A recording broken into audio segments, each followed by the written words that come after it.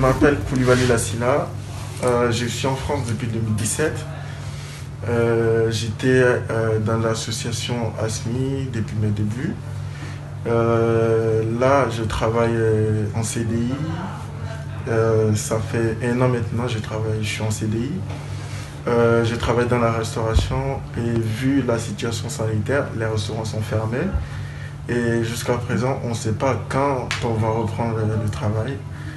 Et à part ça, tout va bien au niveau des démarches administratives. Et voilà. Je suis arrivé à 15 ans en France. Et voilà, aujourd'hui j'ai 20 ans. Je m'appelle Baliman Mohamed. Je suis en France depuis 2017. Ça va faire bientôt 4 ans, oui, 4 ans ou 5 ans je suis là, 4 ans je pense. Donc là j'avais eu une petite vacance, donc je voulais partir rendre visite à la famille. Et par rapport à la situation qui se présente au niveau du sanitaire, j'étais à l'aéroport dimanche. Toute la journée de dimanche, j'étais à l'aéroport pour prendre le vol pour la Côte d'Ivoire. Et ça a été annulé parce que je n'avais pas un motif impératif. Donc vraiment, je suis un peu déçu parce que j'aimerais bien quand même revoir ma maman, tout ça. Mais de toutes les façons, je pense que cette situation, ça va s'arrêter bientôt et on pourra circuler.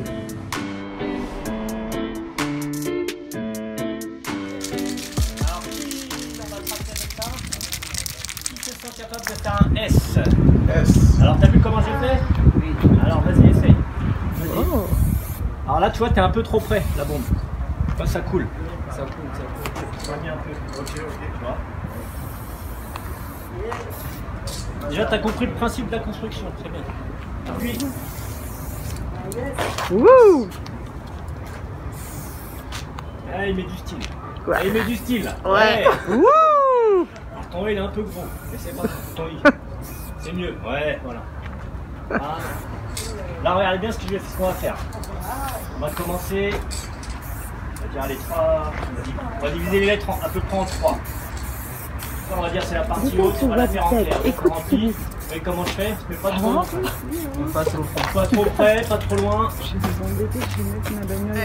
Donc ASMI, c'est Association de Solidarité. C'est bon, make something from yourself. Don't look at them.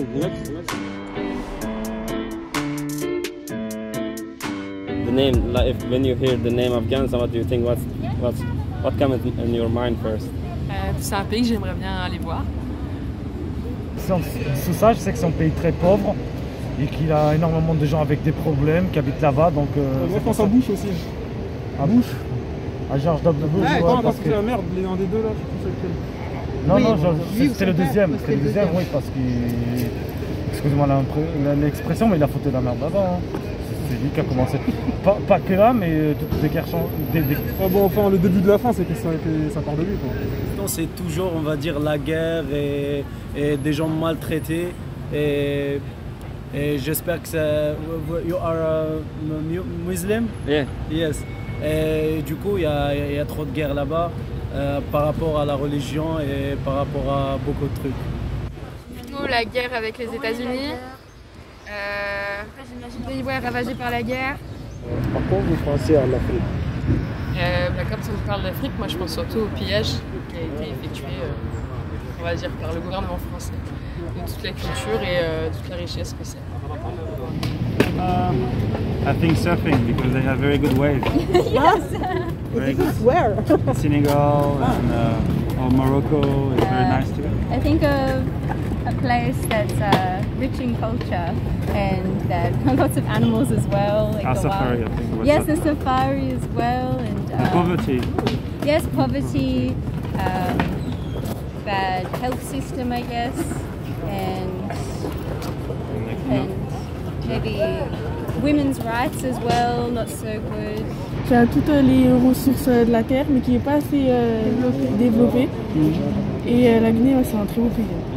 Il y a aussi des richesses culturelles et c'est malheureux d'associer le continent africain à la pauvreté, à la famine, alors que ça n'a rien à voir. Il n'y a pas que ça. Moi, ça me fait penser au Maroc parce que je viens du Maroc. Ah bon? Ça me fait penser à la nourriture de ma grand-mère. Et voilà. Moi, ça me fait penser à ma grand-mère qui était pied noir, qui vient d'Algérie du coup. L'Algérie. On représente des sept. Ah oui. Non, j'avoue, l'Afrique c'est beau, hein. On va pas se mentir, non, Ouais. ça vous manque pas un peu? C'est ce qu'on vient de dire sur l'Afghanistan, c'est des pays qui sont pauvres, il y a des contrastes, des gros contrastes entre les gens qui sont riches et les gens qui sont pauvres, et que surtout que les pays les Européens et soit les États-Unis, soit le Canada, ils ont tout pris là-bas. Même les Russes, c'est pareil, c'est pour ça qu'ils sont un peu en galère, parce qu'il ne faut pas... La Chine, hein. Même la Chine, bah oui. Mais nous, le problème c'est que nous, on a trop pris à eux, et on n'a rien donné en retour, donc ils ne peuvent pas évoluer pour eux-mêmes, ils ne peuvent pas faire une civilisation comme nous. Voilà, c'est tout simplement ça en fait. Donc évidemment, les gens, ils cherchent ailleurs. Je m'appelle Walid, je viens de l'Arabie Saoudite. What do you think about Arabie Saoudite and you like it or not? C'est un pays assez conservateur. Après, on va dire que c'est assez secret. On ne connaît pas toutes les choses sur l'Arabie Saoudite. On n'a pas vraiment une idée de ce qui se passe. Parfois, on est un peu renfermé par la média. On ne sait pas vraiment ce qui se passe de vrai dans le pays. Après, actuellement, je crois que le pays est en train de s'ouvrir avec le nouveau dirigeant, Ben Salman, il me semble. Et il instaure de nouvelles mesures, comme il a permis de conduire... la conduite pour les femmes. Oui, la conduite pour les femmes. L'Arabie Saoudite, pour moi, c'est un pays du Moyen-Orient, quoi. Donc, situé entre l'Afrique et le début de l'Asie. C'est en Asie. Moi, je le connais surtout parce que c'est un pays exportateur de pétrole. C'est ce que je connais de ça. Moi, ça me fait plutôt penser à Dubaï. Dubaï, c'est... Directement. Ouais, Dubaï, c'est une ville mais pas représentatif du pays du tout, quoi. Non, mais ouais, c'est ça, c'est très riche. Et en fait, je pense qu'il y a certaines villes qui ont pu s'exporter grâce à l'exportation de pétrole, qui ont réussi à avoir beaucoup d'argent. Et après, comme partout, il y a aussi de la misère, des gens qui subissent justement cette exportation, etc. Voilà. L'argent. Non, justement, parce qu'on a eu une discussion il n'y a pas longtemps où justement il y avait la confusion souvent entre l'Arabie Saoudite et les Émirats Arabes Unis. Voilà. Et donc souvent on pense à l'Arabie Saoudite égale Dubaï et donc tout ce qu'il y a au niveau de l'argent, du luxe, etc. Alors que finalement c'est totalement différent. C'est deux pays qui sont frontaliers mais qui sont différents.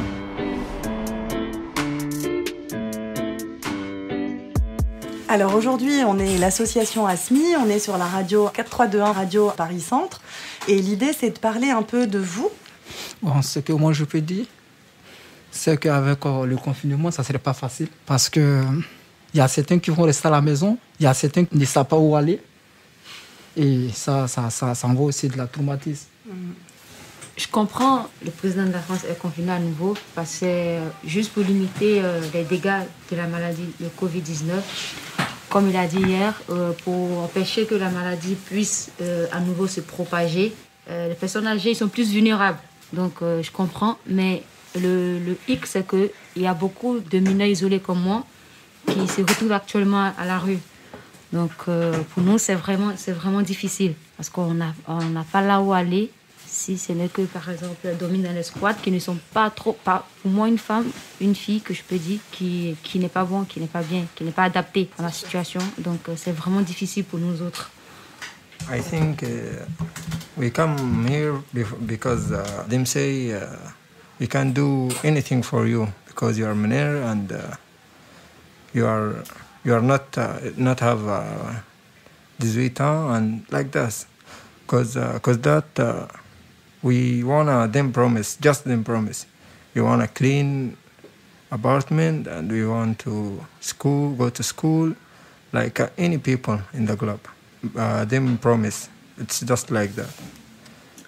On est dans une situation, il faut toujours se justifier et c'est pas facile parce que tu te retrouves là où tu connais personne, tu as personne. Il est plus facile de te retrouver du jour au lendemain dehors. Donc, ce que les gens ne savent pas, c'est qu'on ne prend pas ce risque parce qu'on a envie de prendre. Moi, personnellement, je n'ai pas pris le risque parce que j'avais envie de prendre. Et quand je venais ici, je n'ai pas informé ma famille. Ma mère n'était pas au courant que je venais.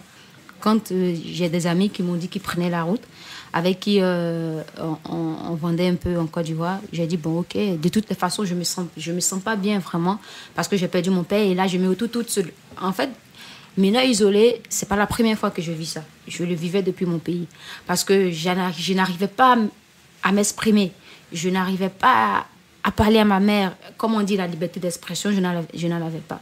Donc, je dis, bon, ok, je voulais fuir. Donc, je ne savais pas où aller. J'ai trouvé l'occasion. Je me dis, bon, ok, va, fuis. Et puis, comme on peut dire, l'Europe, une vie rêvée. Je me suis dit que là, ici en Europe, je pouvais m'exprimer. Je pouvais avoir cette liberté d'expression que je recherchais tant. Je pouvais m'affirmer. Je pouvais aussi dire non à ce que je n'arrivais pas à dire non depuis mon pays. Et c'est pourquoi j'ai pris le risque de venir. Et là, je me retrouve encore une fois isolée. Je me retrouve encore... C'est vrai que les violences que je vivais, je ne vis plus. Mais il n'y a pas trop de différence parce que là, je dois encore me justifier. Je dois encore chercher à m'intégrer. Et c'est vrai que ça devient stressant et ça devient de plus en plus difficile. Moi, c'est Aline du CSP 75.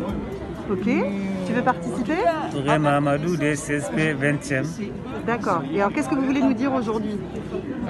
Nous, aujourd'hui, nous sommes là pour les papiers. En général, on n'a pas de rendez-vous au niveau des préfectures.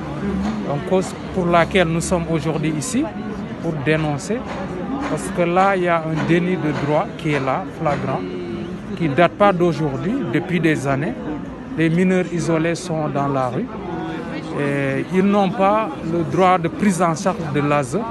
Et tout ça, ce n'est pas normal. Parce que c'est des enfants quand même, c'est des mineurs qui doivent être pris en charge par l'État français au-delà de leur nationalité. Comme les mineurs français, donc les mineurs français. Donc c'est pourquoi nous sommes là. Il y a aussi les adultes comme nous, les sans-papiers qui sont là depuis des années. On paye nos impôts à l'URSSAF. Voilà, et on contribue à l'économie de la France dans tous les secteurs. Le confinement l'a montré, donc nos rôles dans l'économie, dans plusieurs secteurs, que ce soit la restauration, que ce soit l'aide à personne, que ce soit dans l'agriculture, le nettoyage.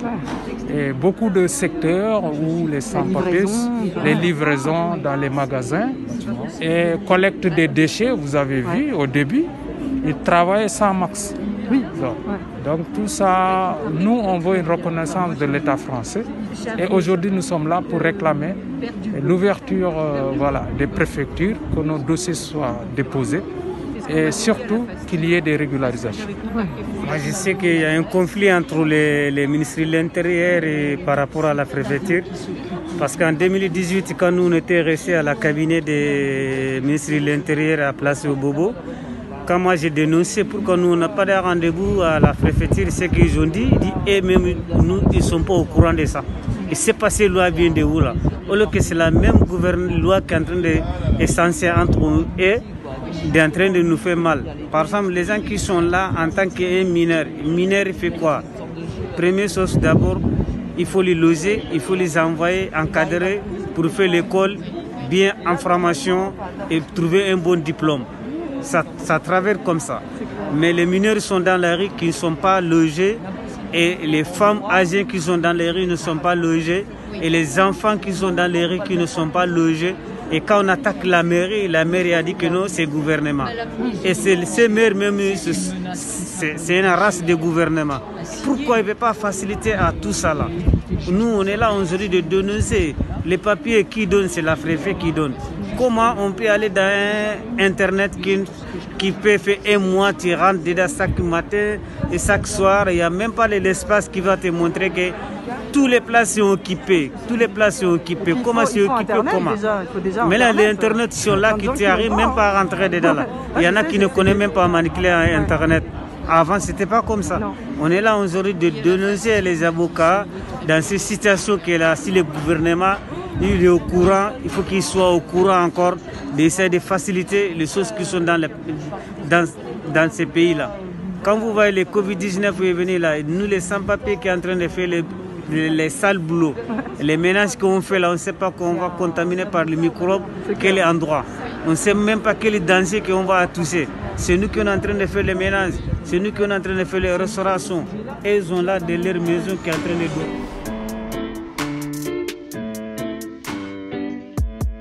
Et ce que mon frère a dit, c'est vrai. Hein. Tout ce qu'on envoie ici à Paris, 2020, tout ce qu'on envoie ici là, à Angela, ils sont tous refusés. Ils vont dire que tu vas aller voir les juges, et puis tu vas aller voir les juges, c'est le même problème.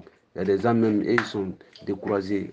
Parce qu'ils vont nous garder ici, et ils vont dire que tu vas aller voir la juge. Tu vas, pour faire finir ton minorité ici seulement. Après, on va te libérer, on va te mettre dehors, c'est fini pour toi. Hein. Mais nous, on est là, on va faire comment? Il y a des gens même qui étaient ici, ils sont partis censés ailleurs. Mais on a dit que tu es pris en charge à Angers ici. Pourquoi tu as quitté Angers ici? Mais lui, il va faire comment? On va lui envoyer ici encore, on va dire, ok, tu vas t'asseoir ici encore, tu vas voir les juges. Quand tu vas voir les juges, toi-même, tu ne sais pas. Hein? Et puis, tu vas voir les juges aussi, après, on va te mettre dehors. Tu vas faire, moi-même, celui-là ici, ça fait 5 mois comme ça, celui-là, rien ne passe. Ça ne va pas. Hein. C'est le même. À chaque fois que tu pars, ils vont dire que ouais, maintenant en France, tout est comme ça. Maintenant en France, tout est comme ça. Même si on t'a pris Paris que tu es mineur, mais si tu es venu ici, à Angers, on va te refaire l'évaluation encore. C'est ça seulement qui est dit. Bon, nous, on n'a pas le choix. Qu'est-ce qu'on va faire? On va s'asseoir ici. Si on envoie le juge, si le juge aussi décide qu'on n'est pas des minorités, comment on va faire? On va nous mettre dehors, on va aller ailleurs encore. C'est le même problème. Parce que nous, on a été confirmés à Paris, c'est là où on nous est transférés ici. Moi-même, ça fait à peu près 7 mois que moi je suis là, je suis à l'hôtel, et puis là, on me donne manger, je ne prépare pas moi-même, je suis là, ils m'ont inscrit à l'école, je pars à l'école, on me dit, 3 mois après, c'est là que j'ai fait une révélation, maintenant ils disent que je ne suis pas mineur. Bon, après que d'aller voir le juge, 3 mois après, je suis allé voir le juge encore, bon, je suis là. Il y a plein de juges comme ça, nous tous on a un Angers ici comme ça. Là c'est compliqué en fait, mais on n'a pas le choix, on fait avec, on est là. Sinon c'est comme ça. Sinon Diaby là, il est venu me trouver ici. Lui et moi on est dans la même chambre, non? C'est avec moi, il est, et puis bon, souvent il me demande certains renseignements, je lui donne, il dit ici c'est comme ça, c'est comme ça. Bon, on arrive à faire avec quand même, sinon là on n'a pas le choix, on t'inscrit à l'école, tu pars à l'école. Bon, quelques temps après, on coupe toute ton école et puis on te laisse que tu n'es pas mineur. Parce que tu as passé une révélation, on dit non, on ne t'a pas pris comme mineur. Ah, pourtant, on a été confirmé à Paris par un juge et puis on nous a transférés ici. Là, on ne sait pas. Il y a plein de jeunes, on gâte les avenirs comme ça. Là, tu vas faire quelque chose d'un an avec eux. Peut-être, bon, si tu n'as pas eu la chance même, tu peux rester avec eux. Ta majorité va arriver. Là, ils vont te laisser comme ça. Tu ne sais plus où aller, c'est comme ça. Il y a plein de jeunes ici comme ça. Notre évaluation, l'évaluation qu'on avait fait à Paris, on était 2 personnes. Comme nous avons transféré, on est venu ensemble. Mon pote, lui, on a fait ensemble. Lui, on lui avait répondu. Mais moi on ne m'avait pas encore répondu. Maintenant, l'autre fois, mon éducateur m'a dit le jeudi, il va me répondre. Je ne sais pas comment ça va se passer, c'est pas pour le moment. Là, je devrais commencer même ce silence d'ici demain. Mais le jeudi, ils m'ont dit après le jeudi, après, ils vont me répondre, ça fait quoi? Ils vont me répondre, mais pour le moment, je ne sais pas. Je n'ai pas encore de jugement. C'est à eux de décider qu'en fait. En fait, ils m'ont rien donné comme papier du tout, ce qui prouve qu'ils ne m'ont pas reconnu comme mineur électrique, parce qu'à la fin, la dame a dit que ce n'est pas à elle de décider, c'est le juge. C'est le juge de décider quoi, en fait. Mais le problème est qu'il faut que je vois le juge. Je ne suis pas un avocat, je vois le juge. Parce que moi-même, je les ai demandé de m'envoyer à Paris tous les trucs que non, qu'il ne peut pas faire, il peut pas m'envoyer à Paris parce que c'est toujours reconnu ici comme mineur. Donc ici, ils m'ont pas encore essayé totalement quoi. Mais le problème est que c'est le juge qui doit décider. C'est le juge qui décide si je laisse ici ou pas. Pour le moment, ils ne m'ont rien donné du tout comme papier. Mon OPP qu'ils m'ont donné à Paris, ça c'est avec moi, mais ce n'est pas dans ma main, ça est dans la main de mon éducateur.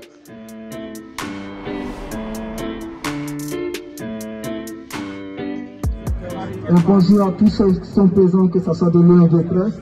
Nous, c'est ASMI, Association de Solidarité des mineurs isolés étrangers. Merci beaucoup de nous avoir accueillis aujourd'hui. Et vraiment, nous sommes fiers de vous aussi. C'est la force et le courage pour nous aider.